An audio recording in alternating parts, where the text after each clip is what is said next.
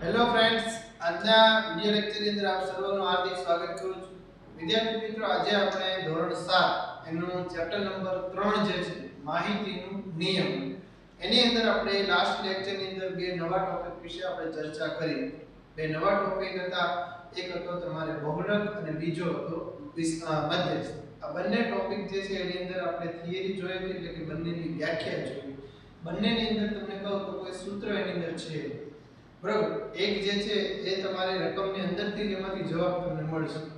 ચાલો, અહીંયા આગળ તમને જે છે કોઈ રકમ આપી છે અને તમને જે છે એનો તમને બહુલક પૂછે છે, તો જવાબ જે છે એ રકમમાંથી જ કોઈ એક જવાબ હશે.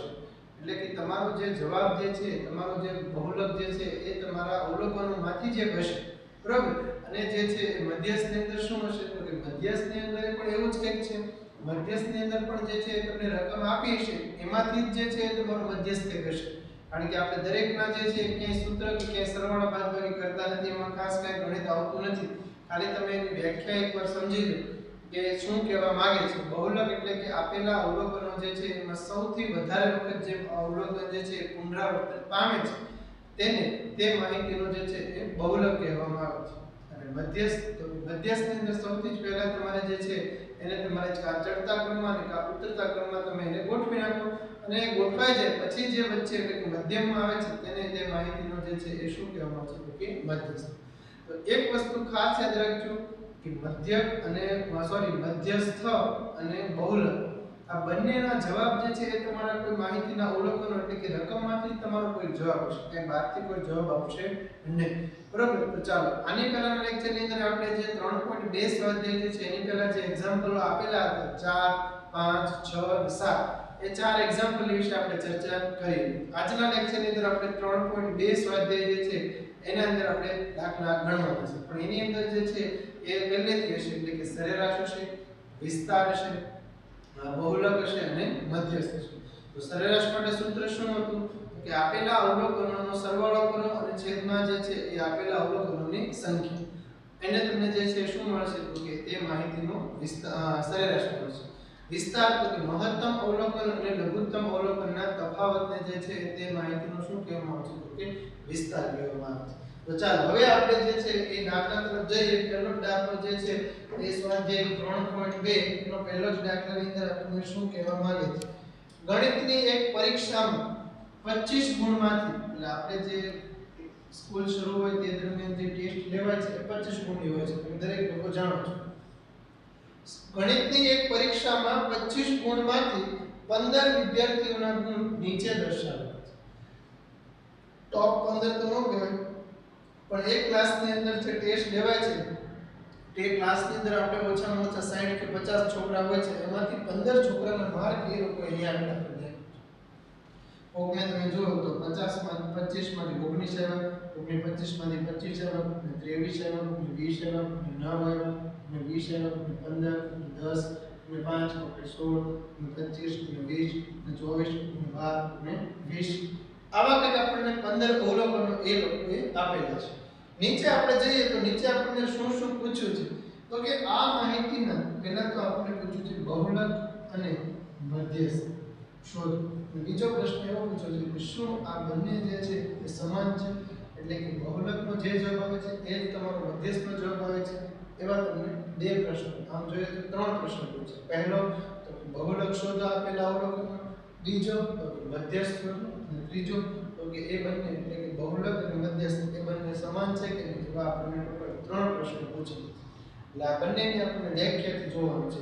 અને આ બંનેના જવાબ જે છે ને આમાં જ કંઈક છે, તમને પહેલેથી કીધું આનો જવાબ કે બહાર છે નહીં. ચાલો, આપણે જે છે નિયમ મુજબ પહેલા તો અહીંયા આગળ જે 15 અવલોકનો જે છે એને પહેલા આપણે વ્યવસ્થિત રીતે ચડતા કે ઉતરતા ક્રમમાં ગોઠવીએ.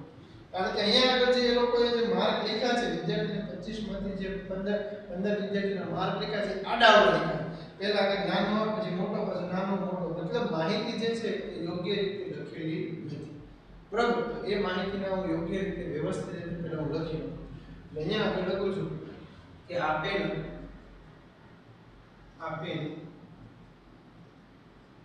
માહિતીને ચડતા કે ઉતરતા ક્રમમાં ગોઠવો. અહીંયા આગળ જે છે આપણે ચડતા ક્રમમાં ગોઠવીએ. ચડતા ક્રમમાં આપણે દરેક લોકો જાણો છો કે પહેલા કઈ સંખ્યા આવશે તો કે નાની સંખ્યા આવશે. સૌથી ઓછામાં ઓછા માર્ક કેટલા છે તો કે 9. પછી કેટલા છે સોરી 9 નથી હજી એક છે 5. પછી જે છે કેટલા છે તો કે 9. પછી 10 છે નિશાની નીચે નિશાની કરતા છે 5 9 10 11 કોઈને છે નહીં. પછી છે કેટલા તો કે 12.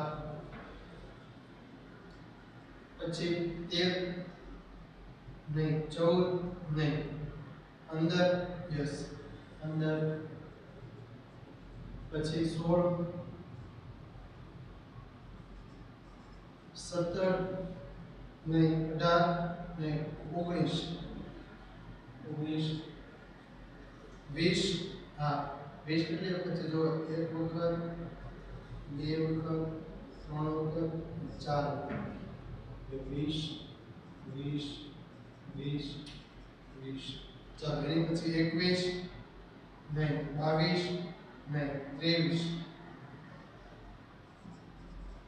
ચાલો એની પછી 24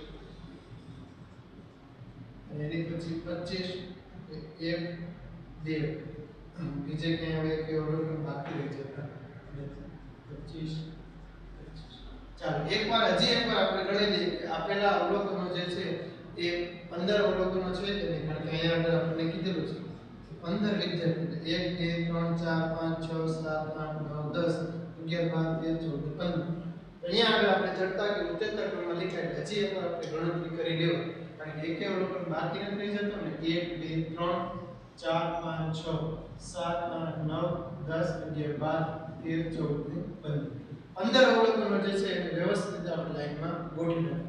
ચાલો હવે આપણો પહેલો પ્રશ્ન છે કે આપેલી માહિતીનો આપણે જે છે એ શું શોધવાનું છે તો કે બહુલક શોધવાનું છે. તો બહુલક એટલે તમે દરેક લોકો જાણો છો કે ભાઈ માહિતીની અંદર જે છે જે અવલોકન સૌથી વધુ વખત પુનરાવર્તન પામતો એટલે કે સૌથી વધુ વખત જે અવલોકન આવતો હોય તે માહિતીનો બહુલક થશે. અહીંયા આગળ તમે જોઈ શકો છો કે 20 જે છે 20 એ કેટલી વખત આવે છે તો કે 1 2 અને 3 વખત આવે છે. 25 તો 2 વખત આવે છે બાકી તો બધા એક વખત સિંગલ જ આવે છે. સોરી 20 3 વખત આવે છે જો 1 2 3 અને 4 વખત આવે છે. તો આપણે અહીંયા આગળ લખી શકીએ કે આપેલ માહિતીમાં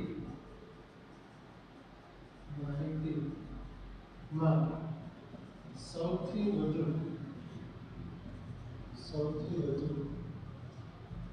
પુનરાવર્તન પામતું અવલોકન 20 છે. તેથી આપેલ માહિતીનો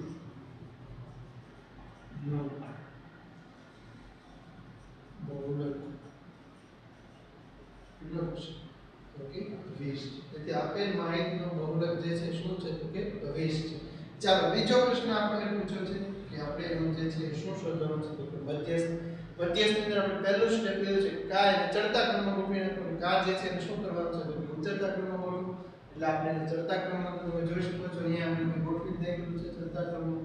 તો ચડતા ક્રમમાં ગોઠવે છે એટલે હવે શું કીધેલું છે તો કે જે મધ્યમમાં આવતું હોય ચાલો મધ્યમમાં જોઈએ. ચાલો બંને બાજુથી એક કાઢતા જશું. એક અહીંથી પાછળથી 2 3 4 5 6 7 તો અહીંયા આગળ તમે જોઈ શકો છો અહીંયા આગળ 20 લખ્યા છે. બંને બાજુથી આ બાજુથી તમે જો તો 7 આવે છે આ બાજુથી 7 વચ્ચે એટલે 15 થઈ ગયા. જો 1 2 3 4 5 6 7 7 જે છે એ ડાબી બાજુ છે બીજા 7 જમણી બાજુ 1 2 3 4 5 6 7 વચ્ચે અવલોકન આવે છે 20. આપણે અહીંયા આગળ કહી શકીએ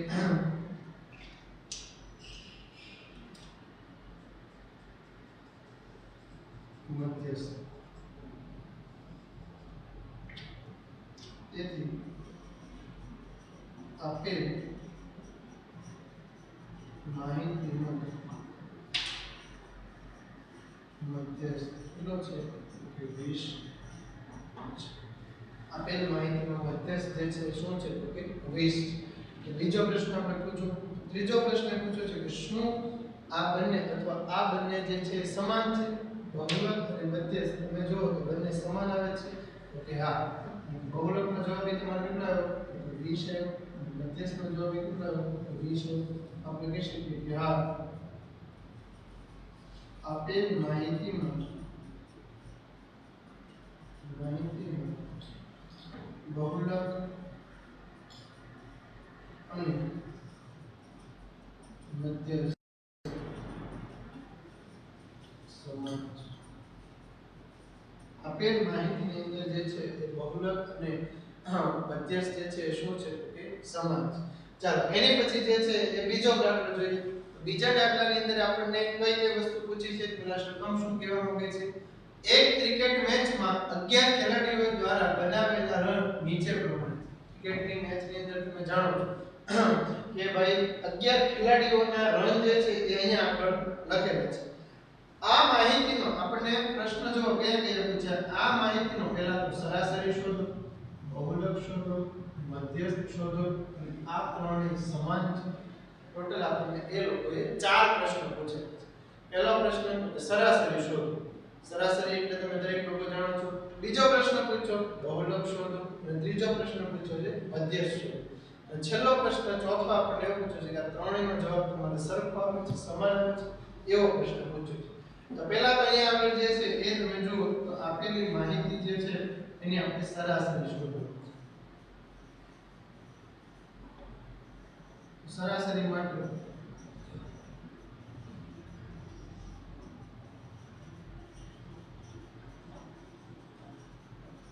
અવલોકનોનો સરવાળો નીચે છેદમાં અવલોકનોની સંખ્યા. ચાલો અવલોકનોનો સરવાળો વિદ્યાર્થી મિત્રો તમે કરો તો અહીંયા આગળ આપેલા છે 6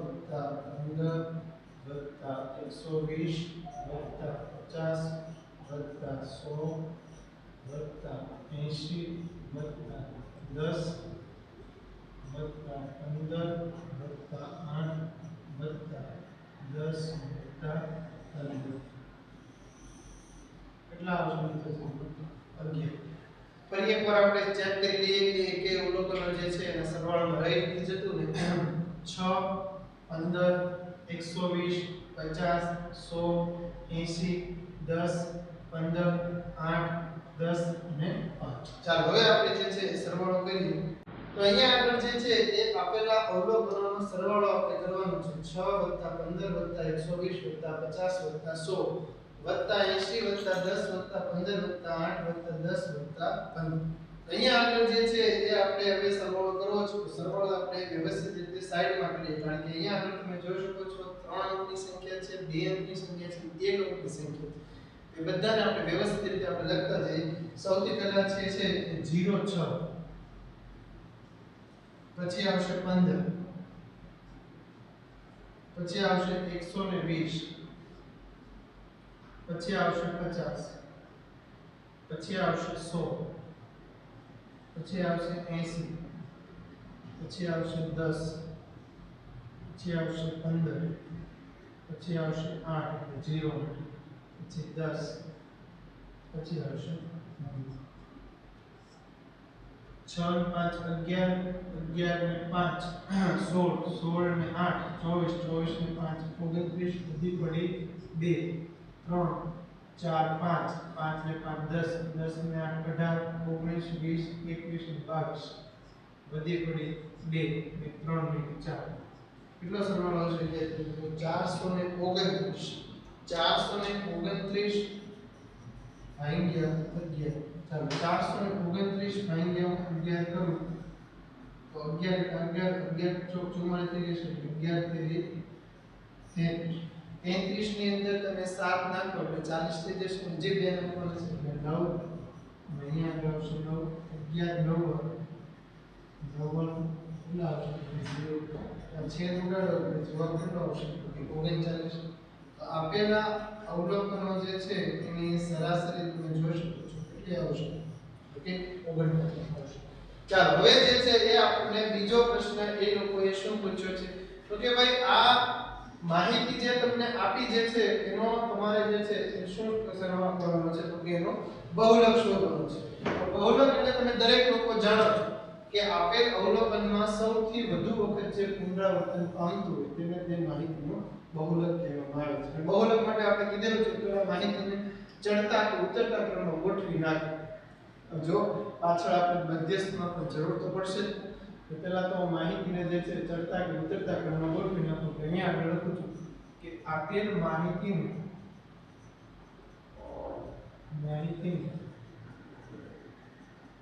ચડતા ક્રમમાં ગોઠવો.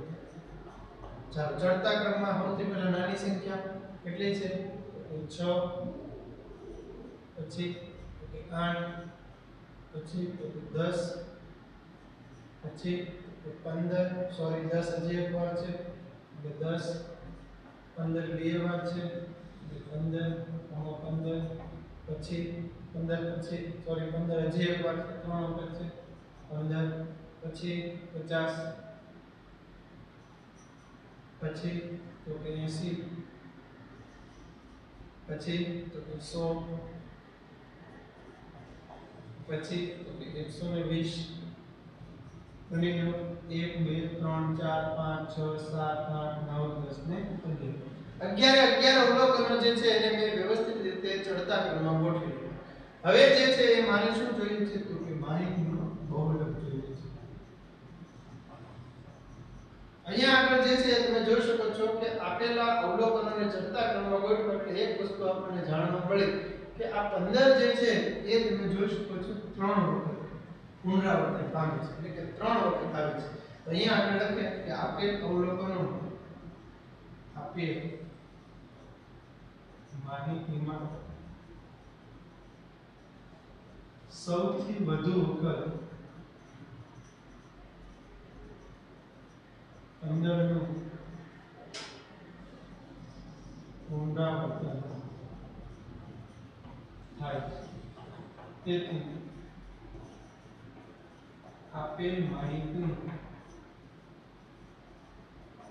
બહુલક તેથી આપેલ માહિતીનો જે છે 15 બહુલક જે છે શું છે તો કે 15. ચાલો એની પછી જે છે એ તમને પૂછ્યો છે કે મધ્યસ્થ એટલે શું તો કે પહેલા તો માહિતીને ચડતા કે ઉતરતા ક્રમમાં ગોઠવો. એ તો મેં ઓલરેડી ગોઠવી જ રાખી છે અને જે વચ્ચે આવતું હોય મધ્યસ્થ મધ્યમાં આવતું. ચાલો અહીંયા આપણે જો તો આ બાજુથી 6 કાઢી નાખીએ, આ બાજુથી 120, આ બાજુથી 8 કાઢી નાખીએ, આ બાજુથી 100 કાઢી નાખીએ, આ બાજુથી 10 કાઢી નાખીએ, આ બાજુથી 80, આ બાજુથી 10 કાઢી નાખીએ, આ બાજુથી 5, આ બાજુથી 15 ને કાઢી નાખીએ, આ બાજુથી 15. જો અહીંયા આગળ વચ્ચે 15 રહી, વચ્ચે જે છે એક્ઝેક્ટ 15 આવે છે. 11 એટલે શું કે ડાબી બાજુ 5 જમણી બાજુ 5 જે વચ્ચે મધ્યમમાં રહી ગયું એ એનું શું થઈ જશે તો કે મધ્યસ્થ. આપણે લખીએ કે આપેલ અવલોકનનો આપેલ માહિતીનો મધ્યસ્થ શું છે કે 15 છે. એટલે બહુલક, મધ્યસ્થ અને સરાસરી ત્રણેય આપણી પાસે આવી ગયા. છેલ્લો પ્રશ્ન આપણે શું પૂછ્યો છે કે આ ત્રણેય સમાન છે. જો ત્રણેયના જવાબ જે છે એક સરખા આવ્યો. સરાસરીનો જવાબ આવ્યો તમારો 39 હશે, બહુલક આવ્યો 15, મધ્યસ્થ આવ્યો 15. ત્રણેયના સમાન જવાબ છે નહીં. અહીંયા આપણે લખીએ ના, ત્રણેયના જવાબ સમાન નથી. ત્રણેયના જવાબ સમાન નથી. જો ત્રણેયના જવાબ સમાન આવે તો કે હા ત્રણેયની માહિતીનો બહુલક નથી. ટૂંકમાં ત્રણેયના જવાબ જે છે શું છે તો કે સમાન છે. ચાલો એની પછી આપણે જે ત્રીજા દાખલા તરફ, તો એક વર્ગના 15 વિદ્યાર્થીઓનું વજન નીચે મુજબ છે. કોઈ એક ક્લાસની અંદર 15 વિદ્યાર્થીઓ જે છે એમનું વજન તમને અહીંયા આપેલું છે કે 38, 42, 35, 37, 45, 50, 32, 43, 43, 40, 38, 38 ને 47. તમને એમ પૂછ્યું છે કે આ માહિતીનો બહુલક શોધો અને મધ્યસ્થ શોધો. ત્રીજો પ્રશ્ન કે શું એકથી વધુ બહુલક મળે છે તમને? બહુલક જે છે તમારો જે જવાબ જે છે એ બહુલકની સંખ્યા 1 કરતા વધારે આવે છે. તો આવા આપણને 3 પ્રશ્નો પૂછે છે. પહેલા તો આપેલા માહિતીની અંદર જે 15 વિદ્યાર્થીઓનું વજન જે છે એને મારે વ્યવસ્થિત રીતે ગોઠવવું પડશે. એટલે હું સૌથી પહેલા જે છે એ માહિતીને જે છે એ ચડતા ક્રમમાં ગોઠવી નાખું છું. એટલે અહીંયા આગળ જે છે એ લખું કે આપેલ માહિતીનું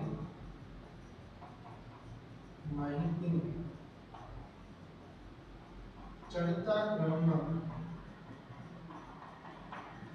ગોઠવો. આપેલ માહિતીને આપણે ચડતા ક્રમમાં ગોઠવીએ એટલે સૌથી પહેલા નાની સંખ્યા આવશે. નાની સંખ્યામાં કઈ છે કોઈ નજર મારી દઈએ.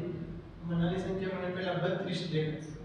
ચાલો અહીંયા આગળ 32, પછી 32 બીજે ક્યાંય આમાં દેખાતા નથી. ચાલો 32 પછી 33 નથી દેખાતું. 34 દેખાય છે ક્યાંય અહીંયા આગળ? હલો ભાઈ નથી દેખાતું. 35 હા 35 છે. 35 અહીંયા આગળ છે. બીજે ક્યાંય 35 છે નહીં. ચાલો 36 નહીં. 37 હા 37 છે. 37 એક. ચાલો 38 એક વાર, બે વાર, 3 વાર. 38 3 વાર. 38 38 8. ચાલો 39 નથી. 40 આ છે 40. 41 માં આપણે ભૂલી ગયા એટલે અહીંયા આગળ 36. 35 પછી છે 36 પછી જે છે એ કયો આવશે? 37. પછી 38 39 નથી. 40 લખી દીધો. 41 નથી. 42 એક.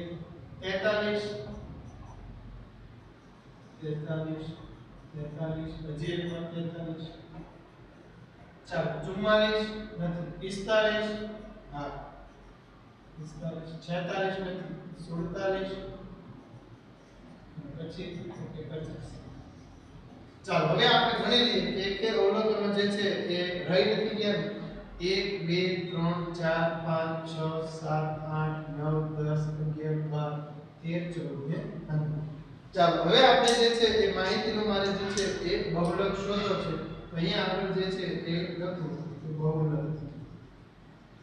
બહુલક કહેતા આપેલ માહિતીમાં સૌથી વધુ વખત પુનરાવર્તન પામે તેમ.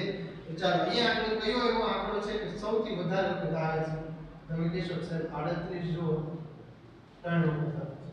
પછી એની સામે તમે 43 જો તો એ 3 વખત. તો આપણે લખી શકીએ કે આપેલ માહિતીનું બહુલક 38 અને 43. આપેલ માહિતીનો બહુલક જે છે એ 38 અને 43. શું કરવા? કારણ કે બંને જે છે એ સૌથી વધુ વખત પુનરાવર્તન પામે છે. ચાલો એની પછીનો પ્રશ્ન પૂછો તો આપણને મધ્યસ્થ. મધ્યસ્થ એટલે તમે દરેક લોકો જાણો છો કે ચડતા ક્રમમાં ઉતરતા ક્રમમાં ગોઠવાય છે. પછી એને જે છે શું રાખવાનું છે કે મધ્યમમાં. તો ચાલો અહીંયા આગળ જે છે મધ્યમમાં જોઈએ 32 50 47 35 45 36 37 43 38 43 38 42 38 42. મધ્યસ્થ કેટલો આવશે? કે 4. તમે જોઈ શકો છો 15 છે તો ડાબી બાજુ 7 આવશે, જમણી બાજુ 7 આવશે. જો 1 2 3 4 5 6 7. આ બાજુ જમણી બાજુ 1 2 3 4 5 6 7. જમણી બાજુ 7 ડાબી બાજુ 7. વચ્ચેનો જે અવલોકન વધ્યો છે એ આપણે શું કહીશું કે મધ્યસ્થ. આપેલ માહિતીનો મધ્યસ્થ કેટલો થશે? 40. આપેલ માહિતીનો મધ્યસ્થ જે છે કેટલો થશે? તો કે 40. બીજો પ્રશ્ન આપણે એ પૂછ્યો છે કે શું એક થી વધુ બહુલક છે?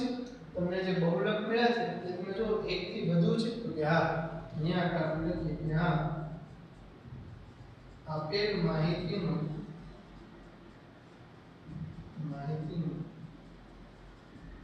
બહુલક એક કરતા વધુ છે.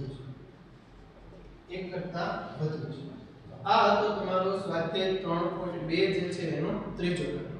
તો આજના વિડિયો લેક્ચરમાં આટલું રાખીએ. હવે પછી જ્યારે પાછા ભેગા થશો આપણે ત્યારે આનાથી આગળ એટલે કે ચોથો અને પાંચમો એ બંને દાખલા આપણે ચર્ચા કરશું. વ્યવસ્થિત રીતે દાખલાને સમજજો અને પછી જે છે નોટબુકમાં ઉતારજો. ખૂબ જ સહેલા છે.